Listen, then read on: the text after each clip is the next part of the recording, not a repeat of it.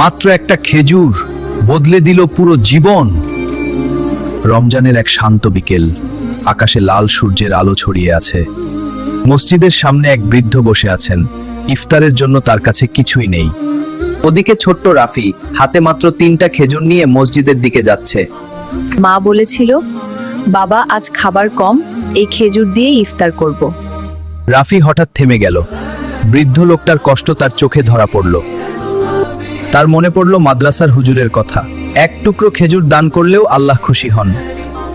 ধীরে ধীরে সে একটা খেজুর বৃদ্ধের হাতে তুলে দিল। আল্লাহ তোমাকে জান্নাত দান করুন। সেদিন রাফি 2টা খেজুর দিয়েই ইফতার করল, কিন্তু তার মনে ছিল শান্তি।